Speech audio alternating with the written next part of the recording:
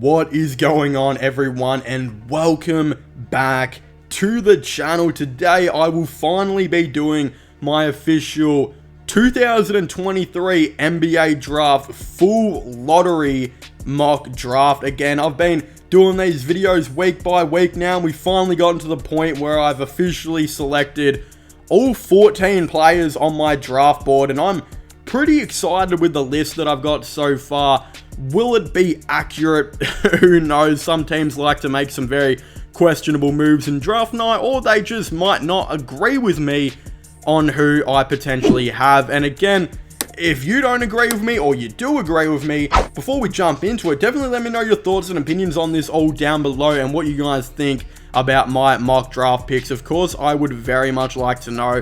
The other thing I'd like to say before getting started into it all is just that at the time of making this video, we don't know the official mock 2023 draft lottery. So we don't have that yet. It hasn't actually happened at the time of making this video. So for this video, I will essentially be doing these picks based off standings and where the teams sit. For example, the Detroit Pistons are last in the NBA, therefore they will have the first overall pick, and the San Antonio Spurs are third last, so they'll be having the third pick. Again, it's not really overly complicated. It will just be going based off where the teams are sitting right now, because as I said, we don't currently have the information on where teams will be going in the draft lottery thus far. So I guess without further ado, here's who I think should be going in the draft lottery in 2023. Let's start off with the first overall pick, which is currently being held by the Detroit Pistons. I definitely don't think there is really much debate on who should go at pick number 1 in this draft. And of course, I will be selecting Victor Wembanyama, who is just one of the most special talents we have ever seen coming into the NBA for, some time now. The fact is, this guy is about 7'4". Some even have him listed as 7'5". Can literally ball handle and create his own shot like Kevin Durant. Of course, very much plays similar to a couple of the players drafted recently in Evan Mobley, and of course Chet Holmgren, even being compared to, NBA All-Stars in the last couple years as well, like Kristaps Porzingis, but with the potential of being a 10 times better player. It's almost like this guy is being said to be, if you would kind of put Chet Holmgren and Kevin Durant and even Kristaps together, which is just an insane comparison. Some people literally have Kevin Durant as a top 10 player and literally of all time. And Victor, this guy is, the fact is, he's a lot taller than Kevin Durant, can do everything KD can do, but can guard the center position as well, and just has already been compared to like that Kristaps Porzingis defense when Kristaps was in his prime. And I think people forget how good of a defender Kristaps was back when he was playing for the New York Knicks before the injuries. That guy was averaging like 2 blocks a game as a 7-footer. And imagine what Victor's going to do as a 7'4" guy who can also create his own shot. Now, I know the Detroit Pistons have a couple centers that are trying to develop here and there, like Jalen Duren, and of course, the recently acquired James Wiseman, but this is a no-brainer for them. It just makes a whole lot of sense to go for this. You're going to pick best available, and the best available is by far Victor Wembanyama, who, partnering up with 2 prolific playmakers in Jaden Ivey and Cade Cunningham, just, oh my god, it seems like an absolutely insane thing to put on paper. And if you are a Detroit Pistons fan, the potential of having Victor on your team right now would be pretty insane. Like, in a couple years, you're definitely looking at, if Victor can stay healthy, you're looking at a potential NBA championship one day with that type of, I think, young core going on. And pick number 1 in Cade, a very good young defensive guard who can also ball handle and create his own shot in Jaden Ivey, and Victor Wembanyama. It's just definitely one of the best, if not the best, young cores in the NBA. Of course, in saying all of these massive positives with Victor, there does unfortunately come some negatives, of course, those being the fact that there are a lot of concerns about his, I think, body and how he will hold up in the NBA. He's already had a bit of an injury past right now, an injury history, I should say, and he's only like 19 years old and is already kind of battling with that over his head. And again, I mentioned before Kristaps Porzingis being a 7'2" or so guy who would just be an absolute elite defender, but then the injuries started to come and he definitely struggled for a bit, has really bounced back now, but is not really the player I think a lot of people thought he could potentially be. And again, touch wood, but the main kind of knock and hit on Victor right now could definitely be his injury, history, and I think the issue that he could potentially further on do it. Again, he is a very slim and skinny player as well, who I think will definitely have to put on some weight when entering the NBA. But there is no doubt in my mind, Victor is, again, one of the most talented players coming into an NBA draft, since Zion, since LeBron, etc. He definitely fits that criteria as one of the most talented players ever. And yeah, whatever team drafts him, we'll just obviously pray for the best so no injuries happen, but this guy could of course be a freak of nature, a 7'4" type of Kevin Durant player that is just, moves like a big man and all that type of stuff. And yeah, it's definitely going to be a really, I think, awesome thing to see maybe him in the NBA.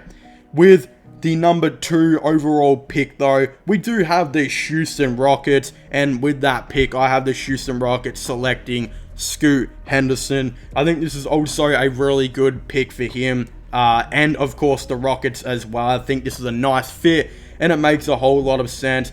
Scoot is of course 6'2" and is being compared to a bit of a hybrid of Russell Westbrook and Derrick Rose, and those are two awesome, I think, comparisons. Whether or not you want to hate on Russell Westbrook, there's no doubt to admit that this guy was an MVP of the league at one stage and has been known as a prolific ball handler and playmaker who can definitely help his team out quite a bit.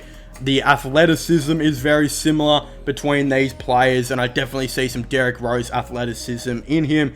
And of course, the potential on the defensive end as just a really good, athletic, young point guard is definitely going to be there as well. I love this fit for the Houston Rockets. I've been saying for quite a bit now, they just need a point guard who's going to come in and steady the offense, be nice and calm, play make, and score when he needs to, and of course help defensively. That might not come in his first season, but it will definitely, hopefully, be there for them one day. And I just think it's a better fit to put him alongside Jalen Green than Kevin Porter. It's too hard to have these two guards who just continue to chuck up shots, not really calm and relax the offense. There's no real ball movement or, fluidity with having those two in the backcourt. And I think if you change Kevin Porter Jr. and replace him with Scoot Henderson, not only does that improve probably the defense and playmaking and ball movement of the team, I think it also calms Jalen Green down a little bit and kind of reassures him on the shot that he needs to take. I think he will get open a bit more with teams having the stress to guard Scoot Henderson. I think Scoot Henderson's the type of guy with a couple years in the NBA on his belt. Can definitely, I think play make to Jalen Green a bit better than what Kevin Porter Jr. has so far in his career. And I think the ball movement will just be a whole lot better. Again, defense is a bit of an issue with this Rockets team. I believe they're one of the worst defensive teams in the league. So again, improving that on that end at the point guard position is also a really awesome thing. The fact that Scoot Henderson has been compared to two former MVPs of the league is an absolute astronomical thing. He has the shot creation athleticism that Derrick Rose had, athleticism that Russell Westbrook had, the playmaking that Russell Westbrook has, and all this type of stuff. The rebounding, I think, is there as well. Yeah, he's definitely a player who I think could be somewhat complete in the NBA. And the rumor has it is he might not even be 6'2" anymore. There's rumors going around that he's actually going to be listed at 6'3", very, very soon, and that 6'2" listing might be wrong right now. So having a 6'3" guard definitely helps defensively as well, and this is just an obvious pick for the Houston Rockets. If they do want to take it that step further, I still think bringing in a veteran player to help Scoot Henderson develop and whatnot would be an awesome thing to potentially do. There's going to be a ton of guys out there that they could go and do, but and trade for. We know the Cleveland Cavaliers previously helped Darius Garland out by bringing in Ricky Rubio, again, veteran type of playmaking point guard who just was able to teach Garland new things and really helped him develop as a player. They're going to be options for Scoot Henderson. I think the Rockets should do that. Kyle Lowry might be up for trade very, very soon, and you could definitely take on his contract and get a first-round pick maybe out of it by doing it. And plus, you could bring in a veteran player who can help Scoot Henderson develop. And yeah, Lowry can help him with, on the defensive end, playmaking, all that stuff. And I just think that'd be a really awesome thing. And yeah, this is kind of a match made in heaven, I think, for the Houston Rockets. A really good idea. With the 3rd overall pick, though, I do have the San Antonio Spurs selecting Brandon Miller. Now, I'm not sure if Brandon Miller is the most Spurs player out there. Spurs are really specific on the players that they, of course, try and take. We know that Jeremy Sohan was a very Spurs type of player, very defensive orientated. And Brandon Miller might not be as good of a defender as like a Jeremy Sohan type of guy, but I think there is a lot of potential on that end when we do look at Brandon Miller. He is, at the time making this video, compared to Paul George coming into this draft, a guy who's 6'9", who has the ability to go from the 2 to the 4 position on defense. He is a bit lanky, but we know that's never been an issue for Spurs players in the past. He's incredibly athletic and a great scorer as well, and is believed that he could potentially develop on that two-way end type of role that Paul George has done for so many years, being an elite scorer and an elite defender as well. If Brandon Miller can, of course, be an elite defender in the NBA, that will 100% be what the Spurs want and what the Spurs need. Again, the only knock on Brandon Miller is there is a bit of an issue with explosiveness, and he doesn't exactly seem to have a great burst and being able to separate off the dribble. That can definitely be an issue in the NBA. It's a thing that makes a lot of players great, and we've seen draft players in history be not very good at that and not really translate to the NBA. Of course, one being Josh Jackson. There was always an issue sometimes with his, of course, I think, dribble off the first step, and I think he's burst at times, and Josh Jackson would either be really good, with that, and I think his athleticism would show that, but at times when he was kind of matched against, much more elite players than what he played with in college, we know Josh Jackson just couldn't do it, and that is a concern I think Brandon Miller could definitely have, but if he does adjust to that, I think he could be an absolutely terrific scorer in the NBA. But the most important thing is, I think with this Spurs team and how they want to play, if he can be a two-way player like Paul George and put an awesome and consistent effort in on the defensive end, he's going to be exactly what the San Antonio Spurs want, and he is going to fit into their system perfectly. And that's exactly what they need. It's been said that he's a pretty decent shooter as well. And yeah, I think that it will be a very good fit. Again, if he can be a defender, then yeah, awesome. It's a terrific move right there. Being lanky and all that stuff, one of the few teams that I don't think really care about that is the Spurs. The Spurs aren't going to force you to put on weight. They're not going to do any of that, I don't think. And if anything, Popovich is a terrific coach who's going to use that to his advantage and make sure that Brandon Miller gets the best out of it that he possibly can. So realistically, he might not be the most Spurs player in the world so far, but if he can develop into what they are saying Brandon Miller could potentially develop into, he will very rightfully become a Spurs player and could be a similar player to Paul George and even a Kawhi Leonard in the NBA, in my opinion. I think, yeah, that just kind of fits in with what I think the Spurs want. Now, with the 4th pick, I do have the Charlotte Hornets Of course, it's a bit of a hard one. The two players that I actually was battling on whether or not who I wanted Charlotte to pick were actually going to be out of Asua Thompson and Eamon Thompson. And that's pretty funny because, believe it or not, they're actually both twins. But with the 4th overall pick, I've actually decided to pick Asua Thompson, who is, I think, the better defender / shooting guard of the duo. I believe Eamon Thompson is actually ranked higher and is ranked at 4th, and Asar is ranked at 5th.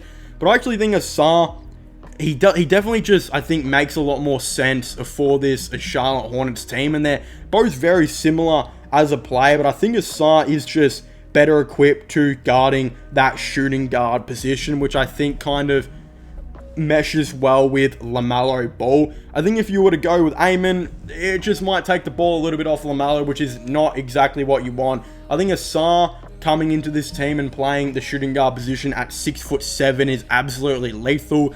The fact you would have two 6'7" players in your backcourt defensively would just be absolutely insane. I believe he has a 6'11" wingspan, and just again, on that defensive end, I think could be a really interesting player. He's actually said to be a bit of a skywalker. He has a freakish ability as a player who can definitely dunk really consistently. He's being compared to a couple different players here and there. I believe he's kind of being compared to a bit of SGA and Terrence Ross, which, I don't know, you don't see many players compared to Terrence Ross because of who Terrence Ross is now. Not very good anymore, but I think people forget how good Terrence Ross was back when he played for the Toronto Raptors and whatnot. An extremely athletic shot creator who could kind of do really anything on the floor. Again, Asar is being said that he has a decent mid-range. He could definitely develop on it down the line, but he has an extreme upside as a defender who reads the passing lanes very, very well and has extremely good weak side help as well. There's not exactly too much knocks on Asar. I don't believe he is as good of a ball handler as what his brother is, and I think there is some work for him to do as an outside shooter. But from what I'm hearing is he's still a pretty decent shot creator who is extremely athletic and will definitely appear on a highlight tape every now and then, while also just having the potential to be an extremely good defender in the NBA. And I actually think that's kind of what you need to put with LaMelo Ball. He doesn't need to handle the ball or anything like that on this team, which is, of course, his weaknesses. I think his upside is exactly what the Charlotte Hornets need, which I think is, of course, athleticism, very, very good defense, and still maybe another shot creator to come in.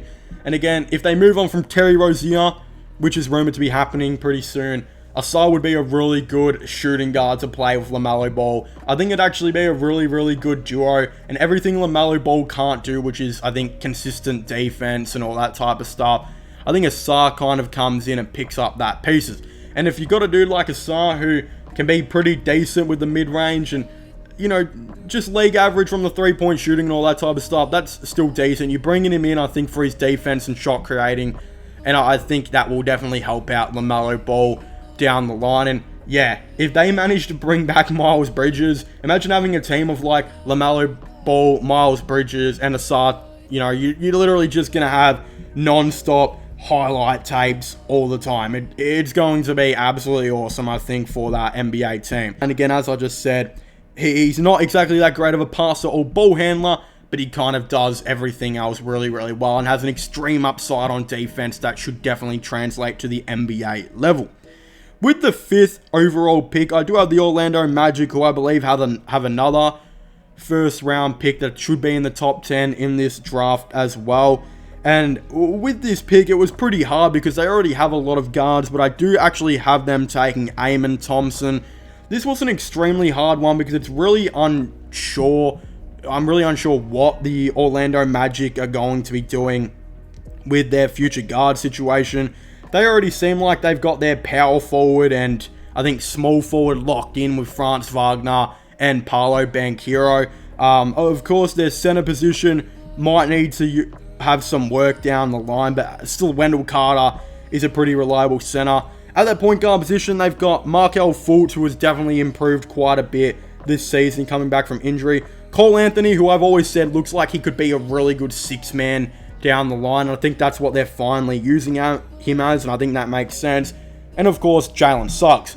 Now, I don't know what's going to be going on with Jalen Suggs. I'm not too sure exactly what his future is going to be like on this team. I don't think they have really got what they wanted out of him. But if you bring in a dude like Amen Thompson, I think that's actually a really nice play to maybe start with Markelle Fultz, who kind of, again, fits in with this team a little bit, especially with the height. Having him as a 6'7" shooting guard down the line, I think would be a really cool idea. Amen Thompson, I believe, from all the reports that I've kind of heard, is actually being compared to SGA, which is a really awesome comparison. He has been really, really good in the NBA as well. And also, he's been compared to Ja Morant for his athleticism and explosiveness, which is just really good as well. Unlike his brother Asar, he's actually said to be a really good playmaker and ball handler, which I think would be really nice for this team too. He's being said as a bit of a 6'7" combo guard who can definitely be really awesome on the defensive end, but can definitely be a playmaker who can also score. This is, of course, a really good comparison in the SGA type of thing, being called a combo guard who has extremely good first step and explosive athleticism is definitely something you want on your team. The issues are, I think, with Amen Thompson is he is being said that he's not a very good three-point shooter and can definitely struggle from the three-point line, which is a bit of an issue that could somewhat be a deal breaker for the Orlando Magic, as they already have Markelle Fultz, who's not a very good three-point shooter at the time of making this video, and Paolo Banchero, who I don't think has really been given the opportunity to show whether or not he's a good three-point shooter or not. Of course, he's had to take a lot of the shots and be a big shot creator guy, but I think down the line he could definitely improve on that as well. There are a bit of issues with this.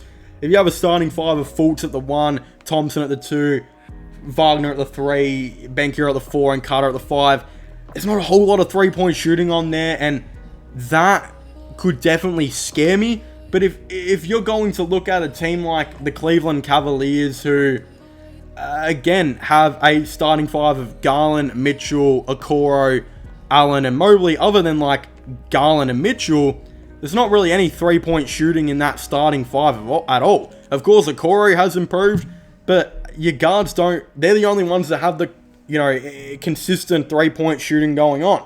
And I think Franz Wagner can be a consistent three-point shooter. I think, Banchero with time can definitely be a consistent three-point shooter. And who knows? Amen Thompson might be a decent three-point shooter one day. But the realism is, if you are making this team and you're picking Amen Thompson, you're not doing it because of the three-point shooting. You're doing it, I think, because of the defensive end and, ball movement that could eventually come out of this one day. I think the ball movement could be absolutely awesome, and the defense will be absolutely scary. You think about it like this: you'd have Markelle Fultz at the point guard, who's like 6'3", Thompson, who's 6'7" at the shooting guard, Wagner's like 6'10", Banchero's like 6'10", and then I think Carter, 6'11" or so as well. I think 6'10" there too. The defense would be able to switch from nearly every position on there other than Fultz. It would be an absolute scary thing, and I think that's where you bring in Amen Thompson for, and I think he can definitely help out with that and just be a really nice player. So I think that makes a whole lot of sense for the Orlando Magic to go with him. Might not be the greatest fit, but he's the best player available, and you can turn it into a good fit. Very similar to what the Cleveland Cavaliers have done with their drafting. They can become a very good defensive-orientated team who is absolutely insane when it does come to ball movement and athleticism by just picking Amen Thompson. With the 6th overall pick, it has definitely changed a couple times in the last couple days, but at the time of making this video, the Portland Trailblazers actually own the 6th pick, and this was a really hard player, I think, to kind of select for them, because it's really hard to kind of tell what direction Portland are going to be going in. Will they be, potentially trading this pick to continue to maybe furthermore, try and add another star to help Dame contend for a championship? Or will they, be doing what they did last season, where they draft another top 10 pick player to kind of develop alongside Dame and all of the above. And that's why I kind of think they're probably going to be doing in this draft. So in kind of taking that all in, I do actually have them taking best available, and it so happens that the best available kind of fits what Portland actually need right now. So with the 6th overall pick, I do have the Portland Trailblazers selecting Jarris Walker, who is, of course, I believe, a 6'7", 6'8",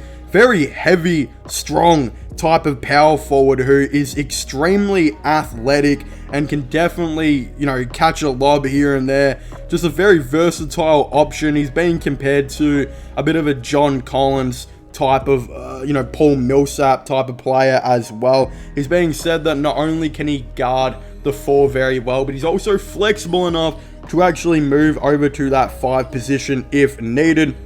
He's, of course, also being listed as a really solid 3-point shooter and a nice mid-range shooter as well, even having decent field goal efficiency at the moment. And I just think he honestly kind of fits what the Portland Trailblazers are kind of wanting to do right now. And they've already got a couple of certified guards, of course, in Shaedon Sharpe, Damian Lillard, Anthony Simons, and then they've, of course, got a really certified forward in Jeremy Grant. I think it'd actually be really cool to kind of add another one of those guys in Jarris Walker, who not only can help with the defense that they do, of course, sometimes lack, but can switch onto that 4 and that 5, definitely help out from the perimeter, but also being an athletic beast who can honestly potentially crash the boards and also score off a Damian Lillard lob, off a pick and roll, all of that type of stuff. I definitely think Jarris Walker has the capability of doing. Now, there's nothing really kind of flashy about this guy's stats. He is averaging 11 and a 7 per game. That is 11 points and 7 rebounds. But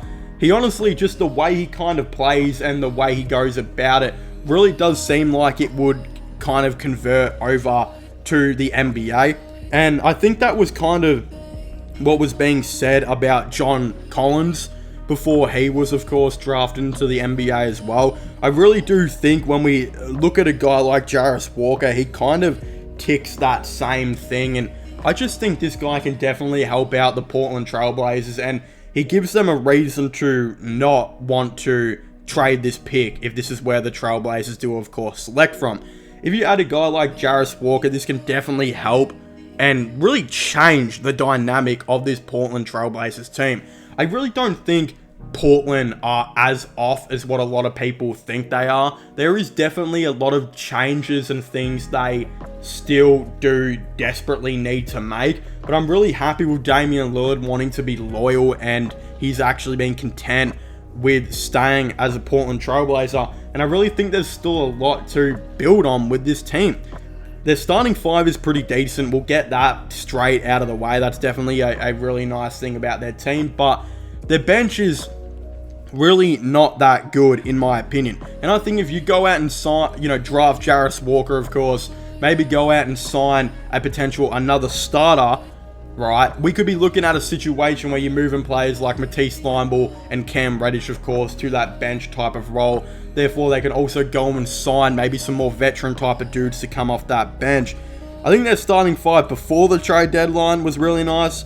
Now, it could definitely do some work, but I still think it's pretty solid. But you get a couple dudes on there who could definitely come off the bench and maybe impact there as well. So for their starting 5, look, there might be a little bit of work because, of course, they did trade Josh Hart. But before that, it was looking really, really nice and something that they could definitely build on and add to by the bench. And if you're bringing in a dude like Jarris Walker, a player like that, and you go out and do a couple other things here and there, I think the Portland Trailblazers could definitely be a really solid team going forward. So that's why I have them selecting Jarris Walker with the 6th overall pick. Now, moving on to pick number 7, we of course do have the Indiana Pacers, who have definitely been a bit of a shock team, I think, in 2023. They've, of course, dropped off a bit, but showed really promising signs with Tyrese Halliburton, Benedict Mathurin, and, of course, Miles Turner just being a really good, I want to call big 3, and I definitely think they will progress into being one of the biggest big 3s, if that makes sense, in the NBA. And I still think there is a lot of room to add there, and there's a real big kind of Indiana Pacer type of player who's available on the board right now, who I kind of think would somewhat fit this, of course, Pacers team. And that actually does, of course, happen to be Cam Whitemore, who I believe is a 6'7" small forward who is being compared to a bit of OG Anunoby and Desmond Bane as well. But I actually like that OG Anunoby comparison a bit more. Kind of a guy who doesn't need to be a big shot creator, but a guy who can, be a very consistent 3-point shooter who can maybe defend 1 through 4 and just be an extremely versatile defender on the court. And I think that's what we're kind of looking like we're going to be seeing with Cam Whitemore. I think the ability to maybe turn into a bit of a shot creator will be there. We know OG and Desmond Bane kind of ended up becoming shot creators as their their career has gone on further and further at the time of making this video. Of course, the thing is with, Cam Whitemore is he will definitely be a project player, as he is just a decent defender now. It's not like he's extremely elite at that, but the potential is definitely there, and I think he can really mount into being a very solid defender in the NBA. He's just really known to be a really nice shooter who I think can kind of move around, the field and just be a really good, around the court, and just be a really, really consistent guy like that.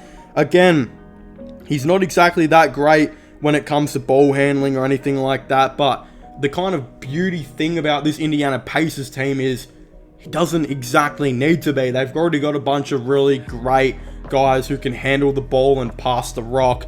If you're bringing in a dude like, Cam Whitemore, he kind of fills in what this Pacers team doesn't have consistently, and that is maybe a guy who's going to be an elite role player in the NBA. I think what they are going to want right now is for Benedict Mathurin and, of course, potentially Tyrese Halliburton to be the 2 big shot creators on this team, the 2 all-star type of guys.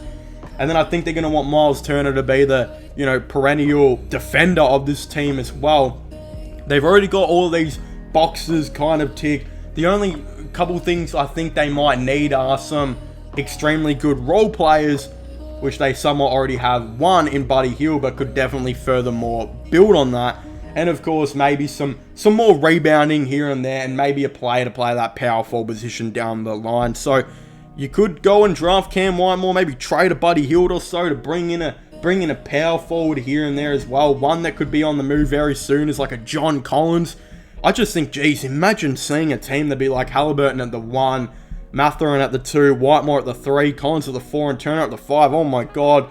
Everyone in there can guard everyone. They all are pretty decent shooters. Collins maybe not at the moment, but has definitely shown he can be in his career. Bunch of athletic beasts in there as well. Like, goddamn, that team would be really good looking on paper. And yeah, I think Cam Whitemore might be somewhat of a more of a mystery to some of the players that I have kind of talked about previously, but this is a dude that could come in and be an extremely versatile shooter, maybe can develop on that shot creating and I think defensive end as well. But I think that's what is so good about this guy, is it already looks like he is getting there, and by the time he's in the NBA could turn that extremely good shooting touch all around the court into being an elite shot creator maybe one day as well. Like, if it doesn't work out, then whatever, right? But if it does work out, then yeah, you've got like 3 really good young shot creators on this Indiana Pacers team. And worst thing for Cam Whitemore is he might be an elite shooter, which is that's a pretty promising sign in the NBA. If you can be an elite shooter and defend your player and just do your role, there's not much more you can ask for. And I definitely think this is the type of guy who can maybe accomplish something like that in the NBA. So with the 7th overall pick, I do have the Indiana Pacers selecting Cameron Whitemore. Now with the 8th overall pick, this is a team that, I'm not exactly too sure how I feel about this team. It's a very interesting one, but it is the Washington Wizards. I am also very happy that Bradley Beal has decided to, stay. I think it's a very awesome thing to have loyalty among players, and it's, I think, a good thing to know that there is a player who is here right now who is willing to help build this team and help rebuild it, and is going to be here for the long term. So I just think it makes a whole lot of sense to continue to hit the draft, which they've been doing, and hopefully for them, they'll finally nail an extremely good pick, which they haven't been able to do in the last couple years, unfortunately, with players like Johnny Davis just not really panning out so far. Of course, they're still young, and we still got to give them time. They could become very good players, but at the end of the day, the player who I have them drafting, I think, will hopefully change this team. And again, he's a bit of a tiny bit of a project, but also this guy has a lot of potential to be like a Josh Giddey type of players who he's being compared to, and that is, of course, Anthony Black. I think the big thing this Washington Wizards team has been needing for a very long time is a playmaking point guard, and even though Anthony Black's stats haven't exactly been that great when it does come to the playmaking, and he definitely has a lot of potential to make those extremely good, you know, flashy passes, like a couple of the NBL players who have gone into the NBA, those being LaMelo Ball and, of course, Josh Giddey. Now, Anthony Black didn't actually go to the NBL, but he kind of plays a lot like those two guys. He actually comes from Arkansas College, and again, he's actually being compared to Josh Giddey and a bit of Sean Livingston as well, which are pretty good comparisons. This guy is a very nice 6'7" guard who can definitely play, I think, the 1 through the 3. He is a really unselfish player who can definitely make some really nice, smart passes. He's also got a really decent jump shot that may need to, of course, develop his three-point shot, but it is looking really nice. But he's a guy who's a pass-first type of guy who I think could really benefit this Washington Wizards team down the line. It's something that they really haven't had the luxury of having, is a point guard that will actually pass the ball and help out on that type of, you know, side of the NBA. And I think if you put a dude like Anthony Black there and you tell him all you got to do is pass the ball and be a versatile defender, which the Washington Wizards kind of have neither of, unfortunately, then yeah, you're filling two of, I think, the biggest holes that this Wizards team has in passing and defense. And I think this would be awesome to partner up with Bradley Beal and potentially Kristaps. No idea if Kyle Kuzma's going to be here for the long run. Again, this big three just unfortunately hasn't really worked that well. I don't know if it's the supporting cast or what it is that they have on this team that is completely going wrong. I just think it's the lack of defense and playmaking being the two main culprits. And yeah, they unfortunately missed out last year where a couple players that they wanted to draft, like Dyson Daniels, didn't actually fall to them. And Dyson Daniels was, of course, drafted the Pelicans, who I also think isn't really working that well there. Would have been awesome to see him on this Wizards team. But yeah, they need a dude like Dyson Daniels. They need a guy like Josh Giddey. Those guys who are both happen to be Australian, but both happen to be guys who are like 6'7", can defend really, really well, have a decent jump shot, and of course are really nice playmakers. Anthony Black fits that criteria, and as I said, he brings in two things that the Wizards don't have, which is defense and playmaking. Of course, he will be not probably as efficient in those things coming into the NBA. We've seen a lot of point guards in recent times like Darius Garland, you know, struggle in the NBA at the start, but then eventually develop into being a really good player. I think Dyson Daniels is going to be another one of those guys. And then Anthony Black, not sure it will click for him straight away. But again, if Bradley Beal is patient, which he has been for an extremely long time, so I don't see why he wouldn't be. I think Anthony Black would be a nice fit. And yeah, a guy who will average you, hopefully for them, maybe 12 points and, you know, 5 or 6 rebounds maybe in his first year and 5 assists maybe.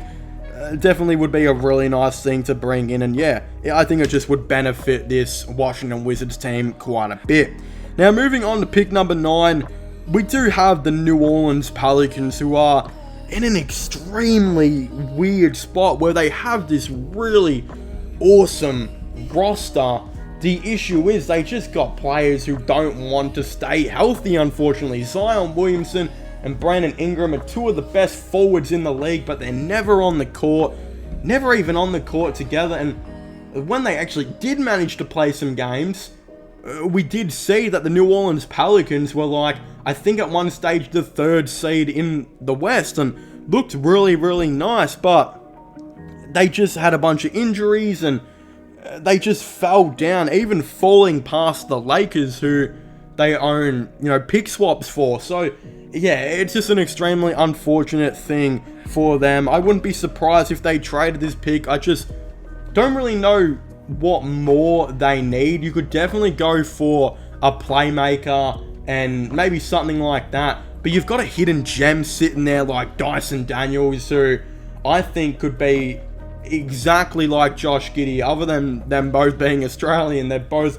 6'7", pass first type of dudes with decent jumpers who can defend pretty nice on the ball.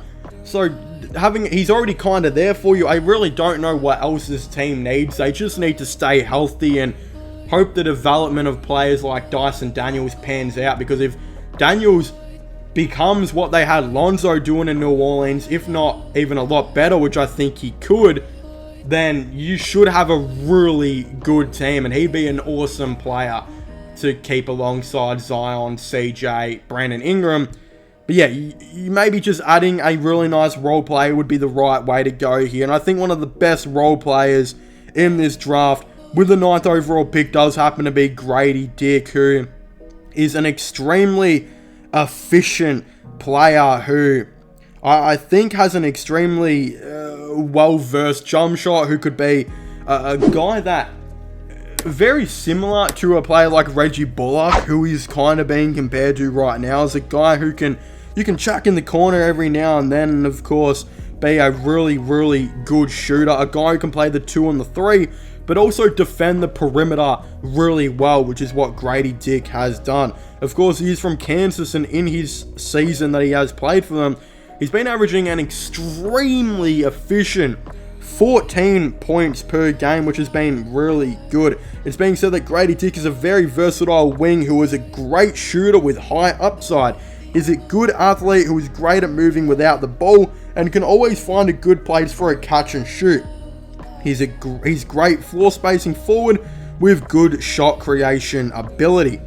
My thing is, this team does have already a couple of really nice shooters, but I think if your goal is to have, Dyson Daniels and Zion Williams as your point forwards, which I think is what they're trying to build and have been trying to build right now in New Orleans for a little bit, then you're going to need some shooters around them. They've of course got Trey Murphy, who's there, CJ, Brandon Ingram, and a couple other dudes here and there, but they do still lack some shooting sometimes. Josh Richardson's not an elite shooter.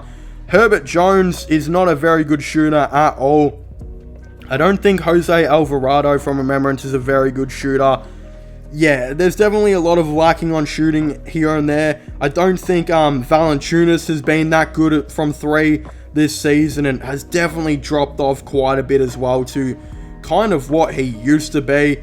But yeah, I just think if you're going to want to have Zion and, Dyson Daniels as two of the point forwards, you're going to need to add some shooting, and I think a dude like Grady Dick, who can not only add you some really nice 3-point shooting, but he can also be very, very efficient and, I think, reliable. I think you're kind of looking at a dude like Corey Kispert from one of the previous drafts, who I think is averaging around a good, efficient 10 points per game or so for the Wizards. But you're looking at kind of that player, I think, but with Reggie Bullock's type of defense, and a much better perimeter guy who can definitely, I think, switch a lot better, and that's why he's, I think, rated so highly. I think there's also a very big kind of, I think, spectacle that this guy could be a really good shot creator in the league as well, because right now, really, the low that you'd think this guy would achieve is just being a good shooter, right?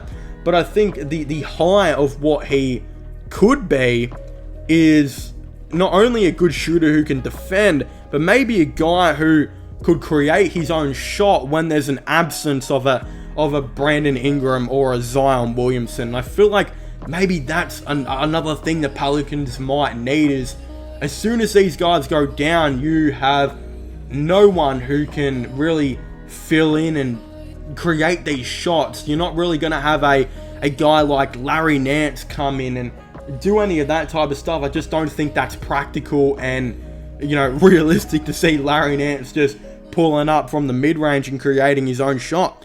That's the issue with this Pelicans team but it could be solved right here with a guy like Grady Dick, who, with a healthy Zion and a healthy Brandon Ingram, he can be a really nice three-point shooter who can defend the perimeter and switch. But without Zion and without Brandon Ingram, maybe this Grady Dick guy could be a very nice shot creator who can do it on both sides of the court.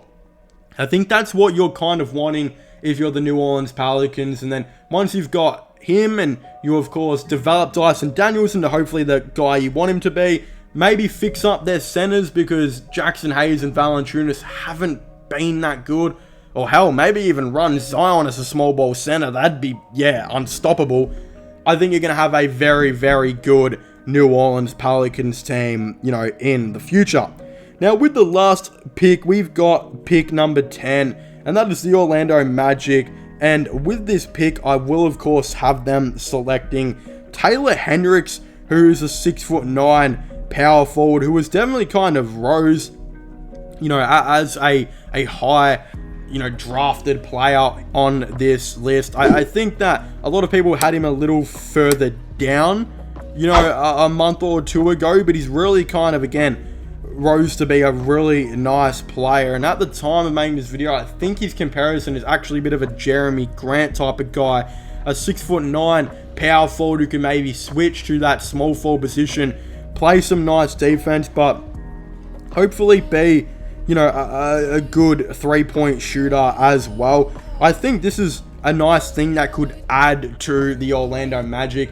I'm not exactly too sure if he is the best player available with this pick. I think there might be a couple more players available, but of course they're all guards, and the Orlando Magic have so many guards. Not just that, even though he might not be the best player available at this pick, I actually think Taylor Hendricks might have the best potential nearly out of all the players I've got available, because you kind of know what you're going to get, and he's even been titled as Mr. Versatility on the court. Some people are calling him, as he's just a kind of guy who's so versatile out there. He can really do it all, and I just think there's not really too much of a knock on this guy. It's being said that he's an extremely good dunker, and just kind of really puts those highlight plays on the court. He's a really good pick and roll type of player that has potential to be really nice in the NBA. His defense is also really good, having a really awesome ability to block shots, and he gets in the passing lanes very, very comfortably, and just seems like a really nice overall fit there as well. It's being said as well that he's also kind of maybe even being compared to a bit of an Andrew Wiggins type of mold if Jeremy Grant isn't the one, which makes me think that, not only can this guy guard the small forward and power forward, but maybe there's the potential that some people see for him to maybe even switch onto a shooting guard in the NBA, which is very hard to kind of find, you know, in a 6'9" type of guy. Like, I mean, you look at Kevin Love, who's 6'8", and he can barely even guard his own position, right? You're looking at a dude who's 6'9" who can maybe push to that shooting guard position as well. The Andrew Wiggins comparison is something I really like. Just a guy who has an extremely nice knack on the defensive end, who's really, really athletic and can put a nice flashy play, you know, on the court as well. It seems like his shooting ability is pretty nice as well. And again, I think that's where he gets his Jeremy Grant, you know, type of comparison as well, where in terms of a guy who can, you know, guard the power forward and small forward, but be a nice shooter, it seems like you can almost slot this guy in as a role player, or maybe potentially down the line try and see if he could become a shot creator. I think right now that is kind of the dream, to see if he could become a good shot creator in the league. But I think what a lot of people are saying is right now is this is the type of dude who could be maybe an an all-star type of role player. And what I mean by that is, I think Andrew Wiggins is the perfect example. He's not the best player on his team. In fact, he's seen as by a role player by some, but almost too, like, good to be recognized as that. And that's what happened to Andrew Wiggins. He was so good at being an elite role player that he became an all-star and an all-star starter. And I think this is what could happen with this type of guy. I feel like he'd be a really awesome Jonathan Isaac type of replacement who they unfortunately haven't really had the services of due to all the injuries that guy has unfortunately had in the last couple of years of his career. I think they will definitely lose him. He'll probably leave for a fresh start or something like that. And you bring in a dude like Taylor Hendricks who can really kind of replace everything that Jonathan Isaac did in those really nice couple of games that he played for the Magic this season. He also fits really well into this team as they don't have a lot of forwards at the moment other than Paolo Banchero and Franz Wagner. They're not really developing, I think, anyone else there. And if they keep all their guards and all of that type of stuff and maybe sign a center and bring Taylor Hendricks off, maybe to start off the bench and, you know, do that, I think you're going to look at a really, really nice, solid team. And I just think he kind of fits what the Orlando Magic are really looking for right now. Pick 11, we actually have the Toronto Raptors, who have definitely had a really interesting season. I feel like this could honestly be one of those seasons that's kind of put as a best perfect example of, you know, going a step backwards to take 2 steps forward. And at this pick, I think they've actually got a player that's really, really nice and has fallen directly into their lap in this mock draft that I've done. And that's actually going to be Cason Wallace. Now, I think Cason Wallace is actually a really, really special player who honestly just fits exactly what the Toronto Raptors seem to look for when they're looking for, a player to not only draft, but a player to actually fit into their system that's kind of already given away what he's good at, which is, of course, defense. But this comparison is just absolutely awesome and something that I can definitely see really working for the Toronto Raptors. And he's actually being compared to Drew Holiday, who we know is one of the best defenders in the NBA. Some believe is the best defender in the NBA, and I think he will potentially finish top 3 nearly in defensive player of the year so far in 2023. It's an absolutely awesome pick for the Toronto Raptors. It's being said that he's a productive scorer that can create his own shot. He's very capable of potentially becoming a very consistent 3-point threat, as well as being able to stretch the floor from all parts of the court and being really nice as a catch and shoot type of player. He's also a really nice ball handler, but he definitely does need to work on his left-hand dribble, it's being said. And it's also kind of said that he can potentially switch from the 1 and the 2 with quite ease and comfort as well. He's a 6'3" point guard who, again, really does have that Drew Holiday type of mold where he's a pretty decent scorer, pretty decent playmaker, but most of all, this guy is an absolute threat when it does come to being a good defender. And I just think this absolutely fits into exactly what the Toronto Raptors are looking for, because if we actually take a look at their team right now, we're not entirely too sure if Fred VanVleet will be staying. I've heard words that Toronto wouldn't even mind if he does leave, sorry. I'm not too sure what everyone's opinions are going to be on that, but it doesn't exactly fit the system that they're trying to do in Toronto. I also believe that the Toronto Raptors' long-term plan is to potentially have Scotty Barnes run as a bit of a point forward. We know he could definitely do that really, really well in college, and they have experimented with it a couple of times since he has been in the NBA, but I have a feeling if they go and get a dude like Cason Wallace, who they say to him, hey, you're a pretty decent playmaker, you're a pretty decent scorer, but you don't have to really rely on anything with that on our team. All you gotta do is rely on as being the best defender you possibly can, and then all the other things will come. I think that will be an absolute perfect fit for the Toronto Raptors. Like, just imagine being able to have Cason Wallace and, Scotty Barnes potentially share the ball and run the point guard duties. I think it'd be a really awesome thing. And if you bring him in, let's just say Van Vliet maybe goes, or something like this type of situation happens, they could legitimately have a starting five that looks like Wallace at the 1, potentially Barnes at the 2, Anunoby at the 3, Siakam at the 4, and Pirtle at the 5. Jeez, that would be probably the best defensive starting 5 in the league. And if you're wondering, well, where's the scoring gonna come from? Because you'd be relying on Pascal Siakam quite a bit. We know that Anunoby has really been wanting to be a big shot creator on the team for quite a bit, and I think he'd be able to step into that.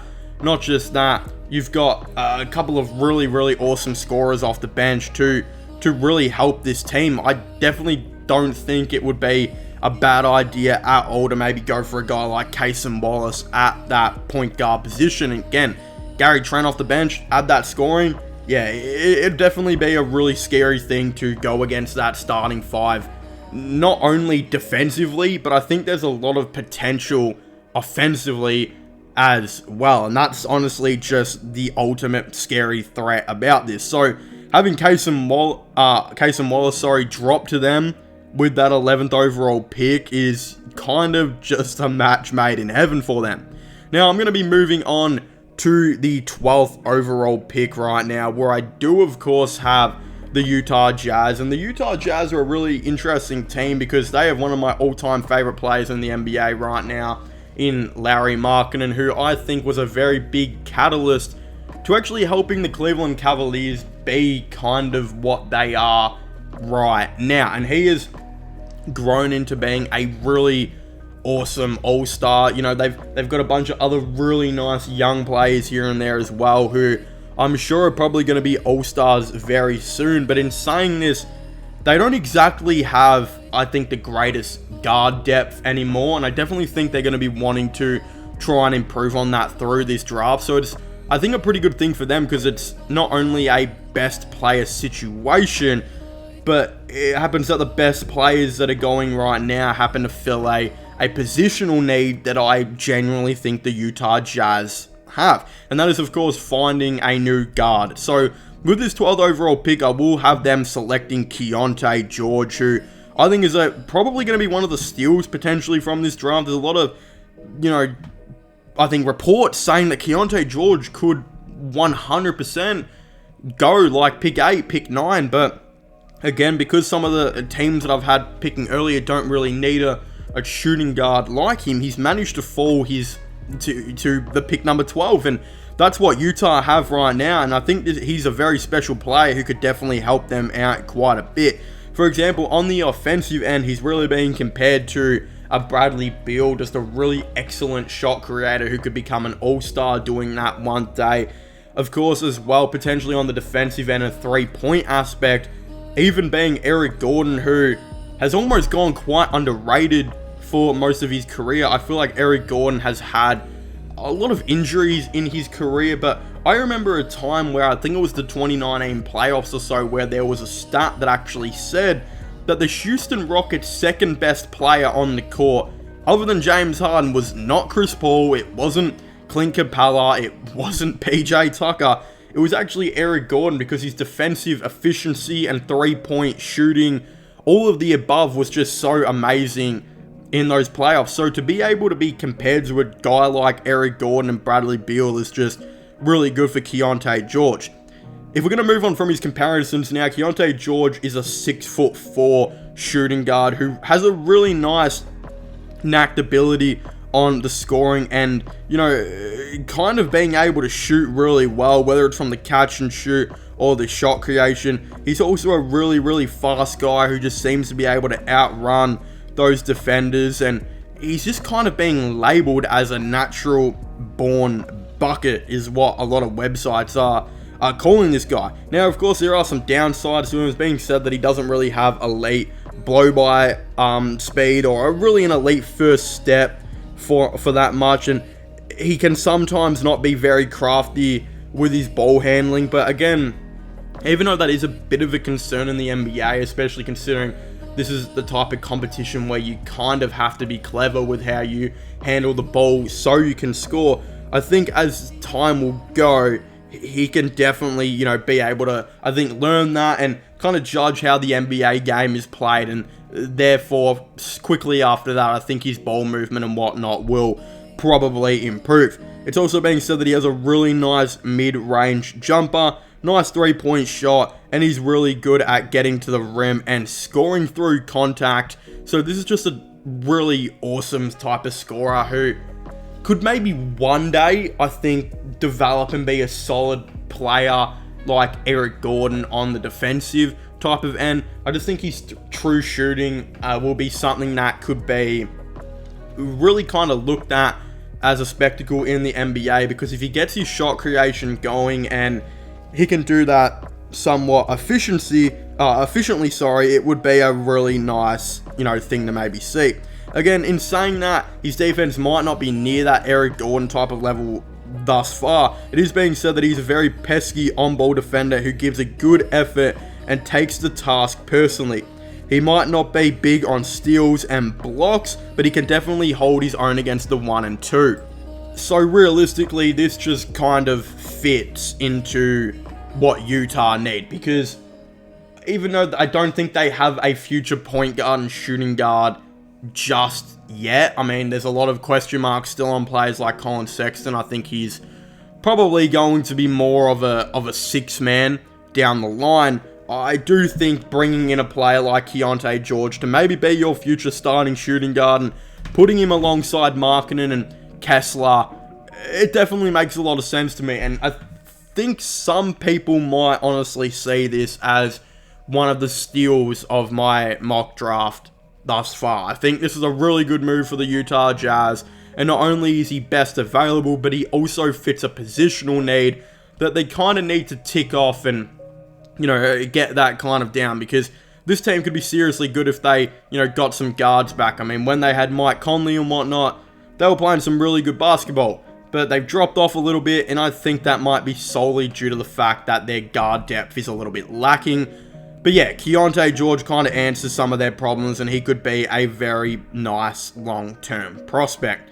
Now, with the 13th overall pick, I have OKC, and there was a lot of players to, take with this team. Like, they've got a really, really nice starting five, I think, going into the future. But with this pick, I decided to take a player who I think was more of a positional need rather than necessarily best available. But that's actually being Kyle Filipowski, who I think would make a whole lot of sense for this Oklahoma City Thunder team, as they do kind of lack, I think, if anything, on that center position, and even the power forward, really. I mean, Jalen Williams has played there for the majority of the season. Is he a natural born power forward? I'm not exactly too sure. I think a lot of people had him more of playing the small forward type of position, but Kyle Filipowski can definitely not only play center, but can play power forward, which is pretty extraordinary for a dude who's 7 foot.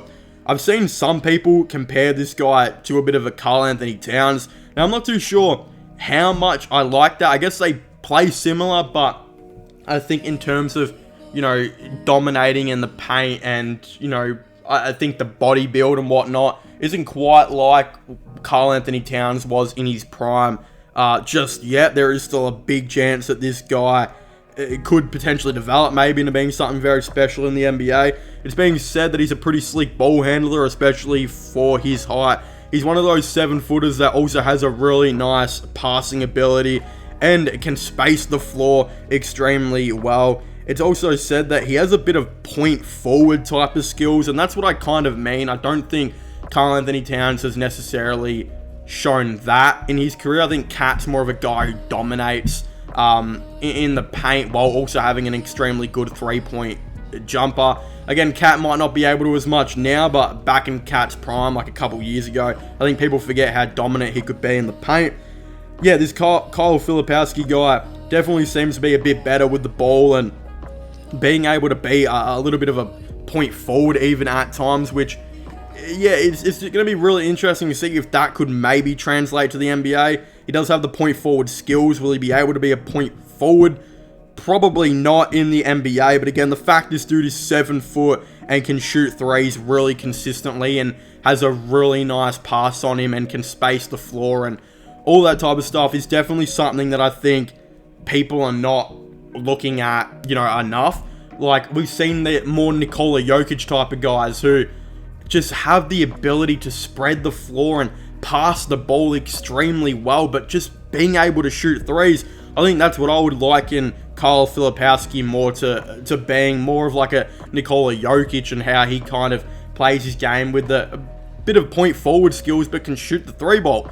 Again, Jokic has never necessarily been known as like I think a point forward. He's obviously a center, but he definitely has like those traits of being an extremely good passer. I mean, this guy is one of the best, if not the best passer, quite possibly in the NBA. And you don't see people calling him a point forward, obviously, because the way he plays his basketball, he's been kind of, turned into a center on the NBA level. And I think that's maybe what will happen to Kyle Filipowski. I don't think he's going to really come into the NBA and be this power forward who, can potentially have the ball and potentially pass consistently all the time. I think there'll be traits of him having really good passes and, spreading the floor, maybe similar to an Alfred Şengün, who gets better and better over time as well. But I definitely feel like he's going to play that center position, I think, more than the power forward maybe in the NBA. But just kind of the theory that I have that OKC could legitimately have him and Chet starting in that same lineup would be, I think, really, really cool. Chet's a bit different in my eyes, where I'm not too sure. I think he kind of fits in that weird mold that Filipowski does as well, where he almost is like a power forward / center as well. And I think that having both of them on the court would be a really, really interesting thing, as they could both not only switch on to the power forward, but also switch on to the center position. Both can also hit the three ball and have a really nice passing ability. So it would be a really awesome thing. Of course, Chet will be the more natural, better shot creator. But yeah, having those five, with Josh Giddey, Shai Gilgeous-Alexander, maybe Lou Dort or Jalen Williams at the small forward. I think Filipowski and Holmgren swapping as the power forward / center duo. Literally everyone on that team can pass the ball. Everyone can shoot pretty much. I think everyone can help on the defensive side of the ball as well. I just think it would actually be a really nice player to maybe see come into this team. I'm not exactly too sure. Again, websites have him listed as power forward, and a lot of scouting reports do as well. But yeah, I think going into the NBA, he might play minutes at power forward, but I see this dude maybe playing some center minutes quite a fair bit as well. But I'm not too sure. He could definitely turn into how Larry Markkinen is a 6'11", 7-foot guy, but can literally guard small forward. If Filipowski can do that, then geez, the NBA better watch out. But I think his first couple years, he'll be a bit of a power forward / center, I think, for the time being. But I guess we'll have to wait and see how that kind of does unfold down the line as well. Now, with the 14th overall pick, this was a little bit of a harder pick to kind of do, because at the time making this video, the Dallas Mavericks have fallen all the way to pick 14. How long they'll be there for, I'm not exactly too sure. They haven't really done that well in recent games, which definitely does suck to see, because I actually kind of like Luka and Kyrie playing together. I'm not going to lie. Even though I don't really think it will probably work long term, I don't know why. It's just something inside makes me want it to work. I don't really know, and I'm going to be basing this video off the assumption that Kyrie Irving will be re-signing with Dallas, which I'm not exactly too sure if he will. So I probably won't be drafting a guard here. So with this kind of 14th overall pick, I went more of the forward type of direction, where I actually am taking a 6'7" / 6'8" small forward in Jet Howard from Michigan, who I actually think would be a really nice player to put alongside Luka and Kyrie. There's only three really, I think, established players on this Dallas team who I think will 100% be starting next season. And that is, of course, Kyrie, Luka, and Josh Green. I'm a very big Josh Green fan. I think they should 100% have him as the future starting small forward. And he gets better and better every year. He plays really nice defense and can shoot the ball and doesn't need the ball to be effective. So I think he'd be really good. And I think Jet Howard kind of fits in the same mold as a guy you can maybe play as a, not necessarily small ball power forward, He's 6'8", but a guy who not necessarily as good defensively yet, but can maybe translate in the NBA. And I think you can definitely put him at that power forward position. Maybe doesn't have to start there. He can come off the bench and just play forward minutes. But I actually think Jett Howard makes a lot of sense for this team, considering he is a really, really good catch and shoot player. It's being said that he actually excels in catch and shoot situations, which is just really awesome for this Dallas Mavericks team, and it's exactly what they need. Last thing they need is another guy to take the ball off Kyrie or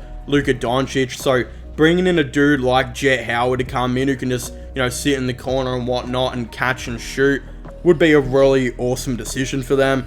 It's also being said that he's just a really nice, talented scorer who not only can play small forward and power forward, but can also go to that shooting guard position as a bit of a more taller player.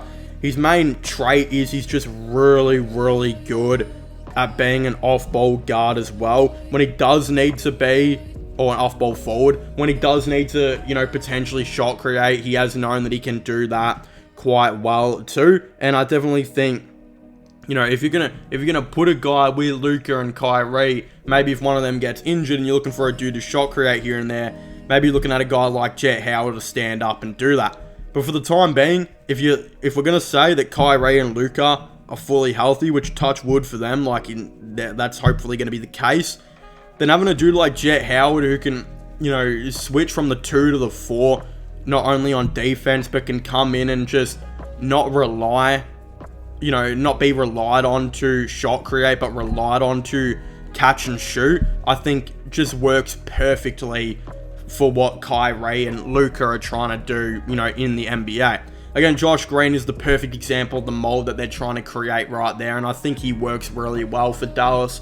But again, Jett Howard, he's a similar type of guy who can be a really, really efficient catch and shoot type of guy who can maybe switch from 2 to 4, while also potentially having the potential down the road at being a really nice shot creator. I think that just makes sense for where Dallas are sitting and the situation that they are in to, of course, go for it. And worst case scenario, let's just say Kyrie does leave in free agency, and you go back to Luka at the 1, then even having a prospect of Luka at the 1, Josh Green at the 2, and Jett Howard at the 3 is also a scary thing. Like, imagine Luka just passing it off to these really, really efficient catch and shoot type of guys who don't need the ball to, be able to score efficiently all the time. You do that, and then of course Luka can go back to defending the 1. You got these 2 really capable wings to just go out and guard the small forward, go out and guard the shooting guard. That would just be a really good situation as well, even if Kyrie, does decide to leave. But again, I think he could stay. Will he? I'm not exactly too sure, but even if he does stay, or even if he goes, I still think this is the pick to make. He is a player who has a lot of potential down the line as well to just be a really solid player. And if he kind of converts to the NBA level, which I know some people are saying he definitely can, then yeah, you're already on another step forward to, I think, creating a championship team with Kyrie and Luka. Putting dudes around them like Jett Howard, like Josh Green, is the steps that you need to take to win a championship. Again, you do that, you bring in maybe some defenders off the bench and whatnot, an actual defensive center, and you've probably got a way, way, way better team.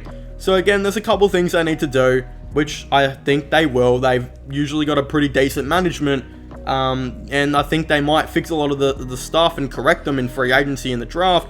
But yeah, I think drafting a guy like Jett Howard with the 14th overall pick just makes a whole lot of sense for their franchise and their future. But of course, if you haven't already, please make sure to leave a like and subscribe to the channel for all the latest NBA content and NBA news. Don't forget to comment your thoughts and opinions down below. Do you guys think the Dallas Mavericks should, of course, trade for Jett Howard? A couple other things here and there. What are you guys' thoughts and opinions on all the picks I've made so far? Definitely don't forget to let me know your thoughts and opinions down below. Go and check out all my other 2023 NBA mock draft videos. I'll hopefully have a playlist link down below where you guys can, of course, go and, check all that stuff out. links down below. Of course, subscribe to my gaming channel, my Euro/vlogging channel, and my podcast. All of them will be linked down below. But as I was saying, please make sure to leave a like, subscribe, and comment, and I'll see you guys next time. Goodbye.